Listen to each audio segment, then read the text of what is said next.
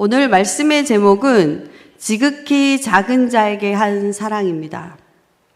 겨울이 깊어가고 성탄이 다가오면 우리가 거리마다 붉은 냄비를 걸고 함께 울려 퍼지는 구세군의 종소리를 쉽게 들을 수 있는데요.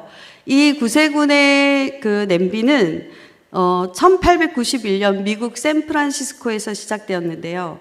그때 배가 자초되어서 많은 난민이 생기고 극심한 빈민들이 도시에 있으니까 한 구세군 여사관이 한 거리의 한 복판에 새 솥을 걸어놓고 이 국솥을 끓게 합시다라는 문구로 함께 모금을 시작했다고 합니다. 그 작은 새솥 하나가 오늘날 전 세계로 퍼져서 여러분은 잘 알고 있는 구세군의 자선남비 운동이 되었던 것입니다. 이렇게 연말과 크리스마스 시즌이 되면 누구에게는 축제의 시간이고 행복한 시간입니다. 하지만 경제적으로 어렵고 마음 한켠이 추운 이들에게는 오히려 더 외롭고 쓸쓸한 계절이 되기도 합니다. 어쩌면 그래서 이때 자선담배의 소리가 더 크게 들리고 불우이웃을 돕자는 많은 캠페인이 벌어지는 것 같습니다. 찬바람 속에서 울리는 이 작은 종소리가 우리에게 또 한 번 사랑을 나누라는 하나님의 부르심을 상기시키기도 합니다. 자, 오늘 본문의 말씀은 양과 염소의 비유로 많이 알고 계시는 말씀인데요. 마태복음 25장은 마지막 때에 대한 비유를 여러 가지로 말씀하셨는데 오늘은 그 말씀의 절정에 이르는 말씀입니다. 앞에서 말한 열처녀 비유나 달란트 비유가 마지막 때의 준비에 대한 원칙적인 것을 가르쳤다면 오늘 본문의 말씀은 그 준비가 실제 삶에서 어떻게 드러나야 되는지를 매우 구체적으로 보여주는 것입니다. 곧 마지막 날 인자가 오셔서 의인과 악인을 분명히 구분하시는데 그 기준을 분명히 밝히는 장면이 나오고 있습니다. 예수님은 31절의 마지막 모습을 목자가 양과 염소를 구분하는 장면으로 묘사합니다. 당시 이스라엘에는 염소와 양을 낮에는 같이 기르다가 밤이 되면 그 습성에 따라서 양은 온순하고 목자의 음성을 잘 들으니까 오른쪽에, 염소는 좀 과격하고 고집스럽고 그래서 왼편에 두었다고 합니다. 이것을 많은 사람들이 이해하기 쉽게 예수님의 이 비유를 들으셨는데요. 마지막 날에는 이렇게 선과 악, 의인과 악인이 섞여 살지만 마지막에는 이렇게 선과 악을 구분한다는 그런 그 말씀을 양과 염소로 비유하셨습니다. 그렇다면 이렇게 양과 염소를 비유하고 선과 악인을 구분하는 심판의 기준이 뭐가 될까요? 예수님은 35절에서 36절에 그 이유를 매우 구체적으로 제시하셨는데요. 내가 고팠을 때 너희가 먹을 것을 주었고 목말랐을 때 마시게 하였고 나그네 되었을 때 영접하였고 헐벗었을 때 옷을 입혔고 병들었을 때 돌보았고 옥에 갇혔을 때 찾아왔기 때문이다 라고 얘기했습니다. 예수님은 영생을 어떤 추상적인 신념이나 교리적 지식으로 설명하지 않고 오히려 도움이 필요한 자를 향해 하나님의 긍휼을 실천한 사람이 바로 하나님 나라에 들어가는 기준이라고 말씀하고 계십니다. 그런데 우리가 이 말씀을 그러면 행위로 구원받는 것 아닌가? 율법주의를 말씀하신 거 아닌가 하는 오해를 할 수 있습니다. 그러나 복음서 곳곳에서 바리새인들과 서기관의 율법의 의를 책망하시고 그 의로는 구원을 이룰 수 없다라고 말씀하셨습니다. 예수님은 구원은 전적으로 하나님의 제사함의 은혜에 기초한다는 사실을 가르치셨습니다. 마태복음 9장 12절과 13절에 보면 건강한 자에게는 의사가 쓸데없고 병든 자에게라 쓸데있느니라. 너희는 가서 내가 긍휼을 원하고 제사를 원하지 아니하노라 하신 뜻이 무엇인지 배우라. 내가 의인을 부르러 온 것이 아니라 죄인을 부르러 왔노라. 예수님은 율법을 지켜 의롭게 된 사람이 아니라 오히려 율법으로 구원받을 수 없는 세리와 창녀들에게 제사함의 은혜로 구원의 선물을 베푸셨습니다. 그러므로 오늘 말하는 행위란 구원의 조건이 아니라 은혜로 구원받은 자에게 자연스럽게 나타나는 열매를 의미합니다.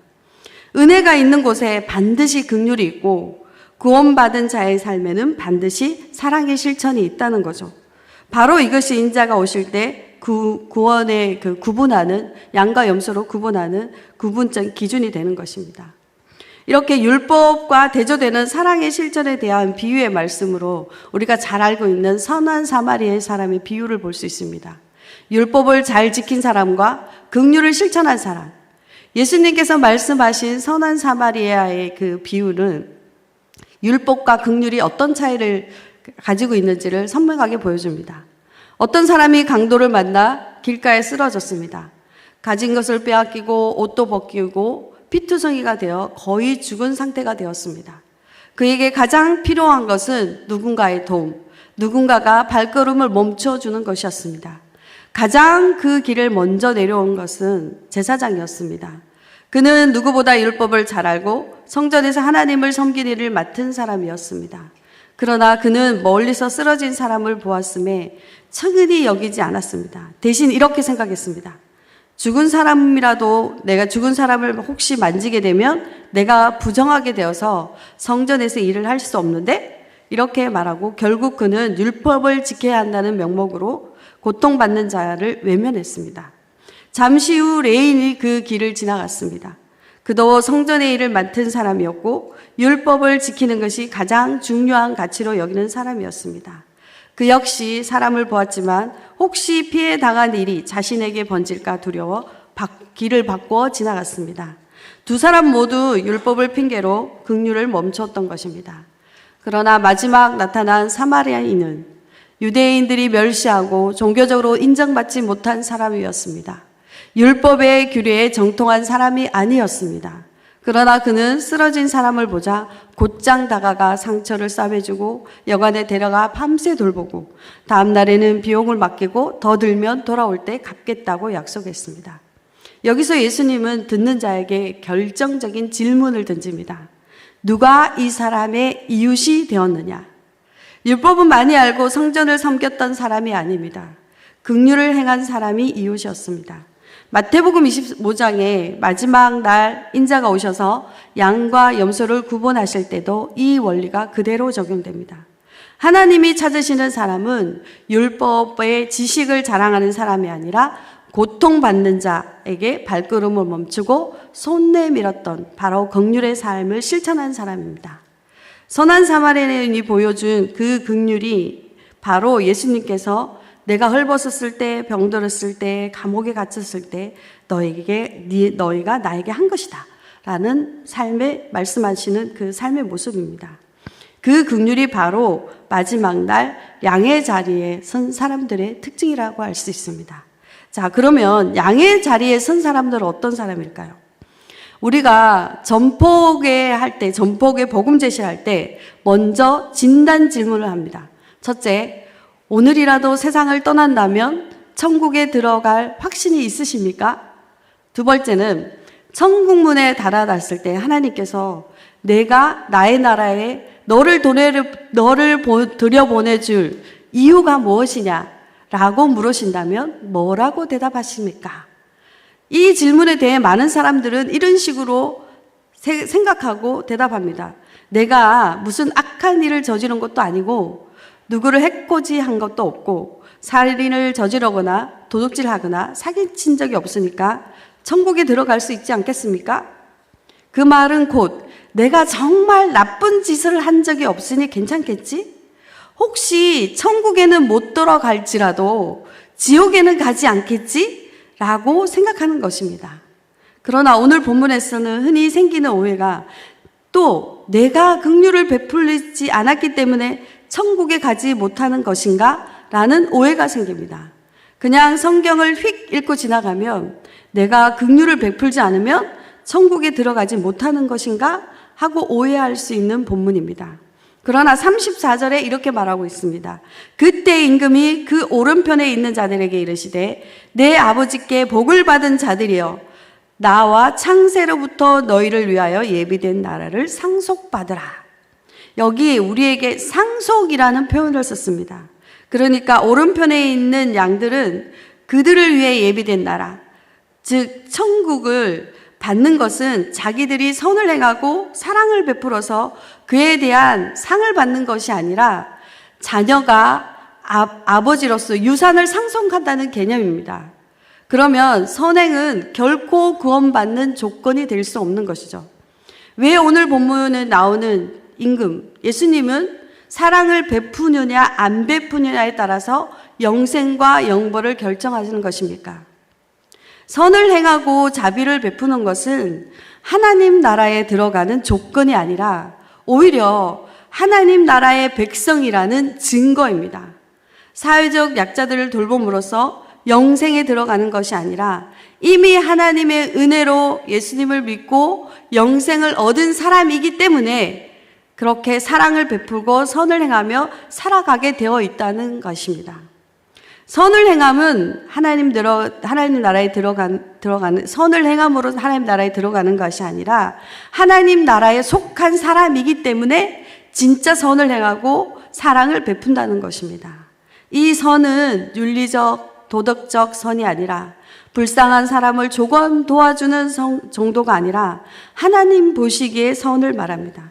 하나님 기준에 맞추는 하나님이 인정해 주시는 선을 말합니다. 여기서 임금이신 예수님이 말씀하시는 핵심은 사랑을 베푼다는 것은 주님과 관계를 맺고 살아가는 사람임을 보여주는 그런 열매입니다. 그리스도와 관계 맺고 사랑하는 사람은 어떻게 살아갑니까? 임금이 대답하여 이르되 내가 진실로 너희에게로니 너희가 여기 내 형제 중에 지극히 작은 자 하나에게 한 것이 곧 내게 한 것이니라 하시고, 주님과 관계를 맺고 살아가는 사람은 내 형제 중에 지극히 작은 자 하나, 그 형제와 관계를 맺고, 그러니까 주님과 관계를 맺은 사람은 형제 자매에게도 이렇게 사랑을 베풀며 그들의 아픔과 고통 가운데 그들과 함께 주님을 믿는 믿음을 표현한다는 것입니다. 그러므로 구원의 기준은 선행이 아니라 그리스도를 믿는 믿음입니다. 그리고 이 믿음은 어려움을 당하는 사람들을 돌보는 것으로 나타난다는 말씀입니다. 예수님을 믿고 정말 구원받은 사람, 하나님 나라의 백성은 사랑이 자연스럽게 흘러나온다는 것입니다. 세계적인 문학가인 톨스토이의 단편소설 중에 사랑이 있는 곳에 하나님이 계신다라는 책이 한 권 있습니다. 톨스토이는 이 단편소설에서 마틴 아부디치라는 한 평범한 구두 수송꾼의 얘기를 통해 하나님을 위해 산다는 것이 무엇인지를 그 크리스찬의 삶의 방식에 대한 귀한 메시지를 주고 있습니다. 마틴은 비록 구두 수송공이었지만 착하고 성실한 사람이었으며 하루하루 최선을 다해 살았던 사람입니다. 하루는 하루 일을 마치고 집에 들어가 그날 저녁을 먹은 뒤에 언제나 그랬듯이 성경을 펼쳤습니다. 그러자 어디선가 음성이 들려왔습니다. 마티마, 내가 너를 사랑하는 예수란다. 내일 내가 너의 가게를 들를 테니 너는 잊지 말고 나를 기다리거라. 마태는 믿어지지 않았어요. 예수님을 직접 만날 수 있다니 정말 꿈만 같았습니다. 다음날 그의 머릿속에는 온통 언제 찾아오실지 모르는 예수님의 생각으로 가득 차 있었습니다. 그러나 기다리는 예수님은 오시지 않고 힘없고 형편이 어려운 할아버지, 추위에 떨고 있는 가난한 젊은 여인, 다 헤어진 누더기를 걸친 꼬질꼬질한 거지가 그의 가게에 다녀갑니다. 마틴은 이 세 사람에게 최선을 다해 섬기고 도와줬습니다. 힘들게 일하는 할아버지에게는 따뜻한 차를 주었고 또 가난한 젊은 여인을 위해 빵과 스프를 주면서 돌아가는 길에는 아이 우유값 하라고 돈도 조금 주었습니다. 그리고 마지막으로 그를 찾아온 거지에게는 그날 그가 번 모든 돈을 다 주었습니다. 아무로 기다려도 예수님이 오시지 않자 그는 결국 가게 문을 닫고 집으로 돌아왔습니다. 아무도 없는 그곳에서 다시금 어제와 같은 음성이 들립니다. 마티나, 마티나.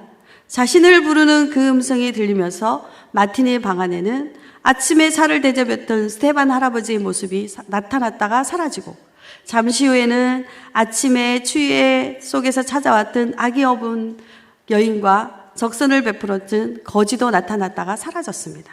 그리고 또 목소리가 들려왔습니다. 작은 이웃 한 사람을 영접한 것이 곧 나를 영접한 것이란다. 사랑하는 성도 여러분, 우리는 오늘 눈에 보이는 내 주변의 사람들을 섬김으로 말미암아 눈에 보이지 않는 하나님을 섬길 수 있습니다. 작은 이웃 한 사람을 영접하는 것이 곧 주님을 섬기는 길이고, 작은 이웃 한 사람을 섬기고 돕는 것이 곧 주님을 섬기고 돕는 길임을 기억하시기 바랍니다. 우리 자변에 작고 힘없는 연약한 자들의 필요를 사랑으로 섬기시는 성숙한 삶을 살아가기를 소망합니다. 그러면 염소 자리의 사람들은 어떻습니까?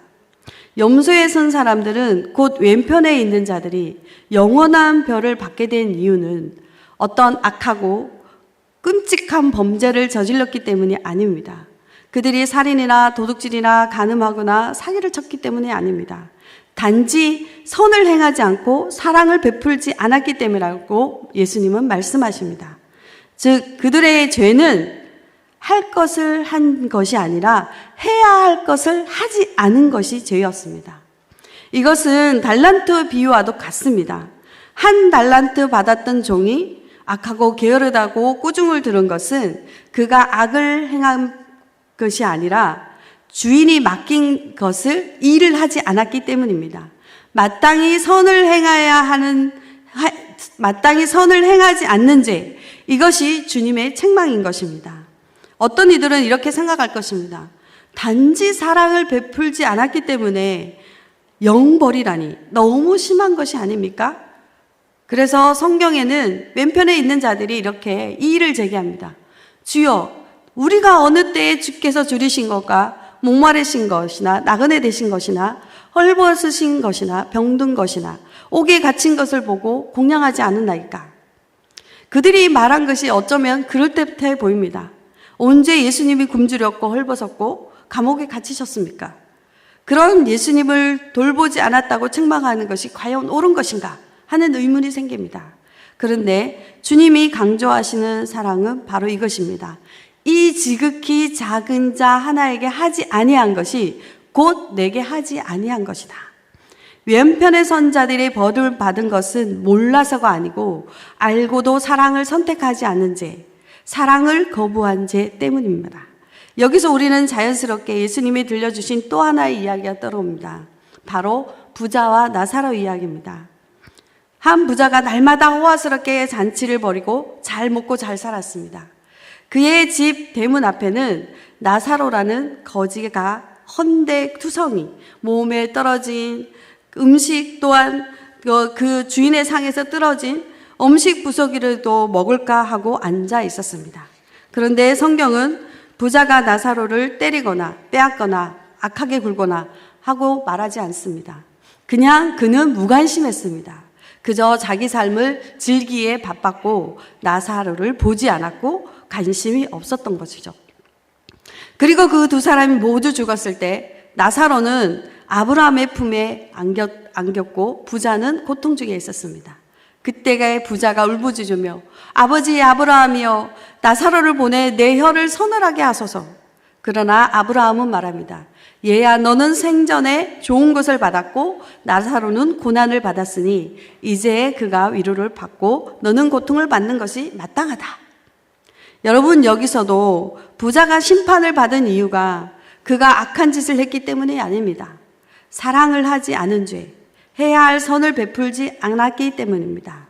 눈앞에 고통받는 사람을 보고도 사랑을 실천하지 않는 죄가 그의 영혼을 무거운 심판으로 돌아오게 한 것입니다. 다시 본문으로 돌아오면 마찬가지로 오늘 본문에서 주님이 말씀하십니다. 너희가 지극히 작은 자 하나에게 하지 않는 것이 곧 내게 하지 않는 것이다. 왼편에 서게 된 사람들은 예수님이 말씀하신 것을 몰랐던 자들이 아닙니다. 사랑해야 한다는 주님의 가르침을 이미 여러 번 들었습니다. 그러나 그들은 알고도 행하지 않았습니다. 사랑을 선택할 때마다 순간마다 외면했던 것입니다. 그리고 주님은 분명히 선언하십니다. 그들은 영벌에, 의인들은 영생에 들어가리라. 결론적으로 오늘 본문에서 양과 염소는 공통적으로 하는 말이 있습니다. 주여 우리가 어느 때 그렇게 하였습니까? 오른편의 의인들도 자신이 선을 행했다고 주장하지 않고요. 왼편의 사람들도 자신들이 무언가 하지 않은 것을 부정했습니다. 이 두 부류가 동일하게 던진 질문은 언제 우리가 그렇게 했습니까? 주님 앞에 우리의 삶이 어떻게 기억되는지 다시 생각해 보는 본문이기도 합니다. 제가 여기서 질문 하나 던질 건데요.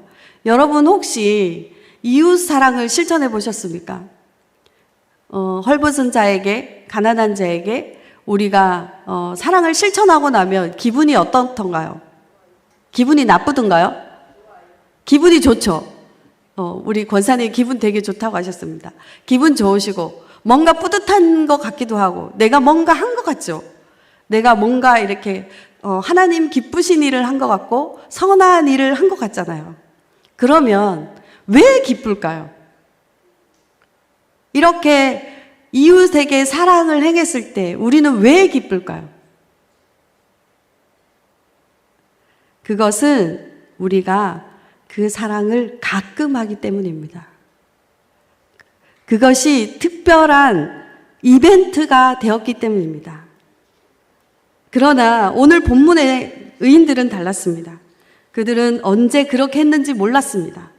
그들의 섬김은 계산되지 않았습니다. 의식적으로 쌓아둔 선행이 아니었습니다. 우리가 가끔 선을 행해서 기분 좋아지거나 가끔 선을 행해서 하나님 앞에 뭔가 행했다고 생각하는 그런 의로운 행위가 아니었다는 것입니다. 그들은 우리가 호흡하듯이 삶의 자연스러운 일상에서 드러난 그 행위였던 것입니다. 그래서 주님, 우리가 언제 그렇게 했습니까? 이 말은 곧 주님의 마음을 따라 사는 사람들은 사랑이 이렇게 사랑하는 것이 특별한 일이 아니라 당연한 삶의 방식이고 몸에서 우러나오는 자연스럽게 우러나오는 것이라는 거죠. 우리가 배고픈 이웃에게 떡을 주고 목마른 자에게 물을 주고 나그네를 영접하고 병든 자를 돌볼 때 그 일들이 특별한 읍적이 아니라 하나님께 받은 은혜, 우리가 얼마나 긍휼을 받았습니까? 우리 죽을 수밖에 없는 우리 영혼들이었습니다. 그 영혼을 주님이 사랑해 주시지 않았습니까?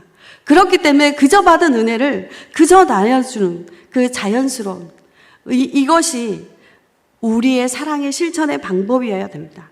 사랑하는 성도 여러분, 이웃을 사랑하는 일이 우리에게는 이제 특별한 사건이 아니라 주님이 주신 은혜에 대한 감사로 살아가는 매일의 일상의 삶, 숨쉬듯 자연스러운 삶의 방식이 되기를 바랍니다.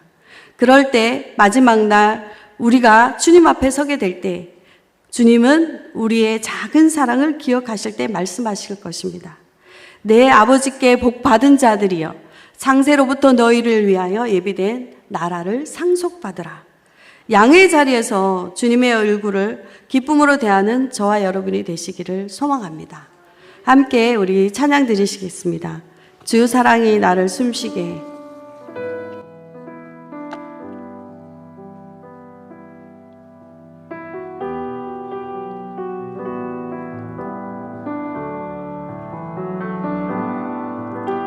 주 사랑이 나를 숨쉬게 해.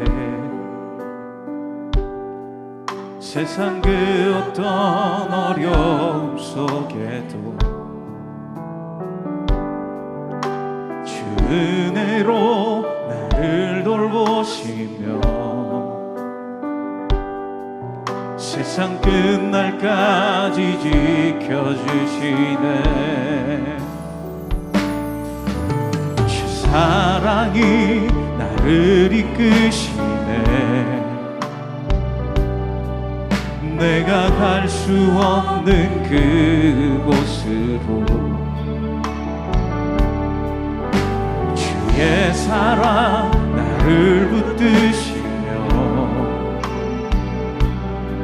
세상 끝날까지 인도하시네. 주님만이 내 아픔 아시며 주님만이 내 맘 어루만지네. 어느 누구도 나를 향하신 주님의 사랑을 끊을 수 없네. 주님만이 내 능력이시며 주님만이 나의 구원이시네. 어느 누구도 나를 향하신 주님의 사랑을 끊을 수 없네. 주님만이 내 아픔 아시며 주님만이 내 맘 어루만지네. 어느 누구도 나를 향하신 주님의 사랑을 끊을 순 없네. 주님만이 내 능력이시며 주님만이 나의 구원이시네. 어느 누구도 나를 향하신 주님의 사랑을 끊을 수 없네. 우리 말씀 생각하면서 함께 기도 제목을 읽겠습니다. 시작하겠습니다. 주님의 은혜를 깊이 깨닫고 그 은혜가 우리의 삶 속에서 자연스럽게 사랑의 열매로 흘러가게 하소서. 일상 속에서 숨쉬듯 이웃을 사랑하고 섬기는 주님의 사람이 되게 하옵소서. 아멘. 지극히 작은 자에게 베푸는 사랑이 곧 주님께 드리는 사랑임을 기억하여 연약한 자, 외로운 자, 아픈 자를 외면하지 말고 주님의 마음으로 기꺼이 걸음을 멈추고 섬기게 하옵소서. 아멘. 마지막 날 주님 앞에 설 때 알고도 행하지 않는 죄를 멀리하게 하시고 주님의 말씀에 순종하며 긍휼과 사랑의 삶을 살아내는 믿음의 사람이 되게 하옵소서. 아멘. 말씀 생각하시면서 주여 한번 부르며 기도하며 나가겠습니다. 주여.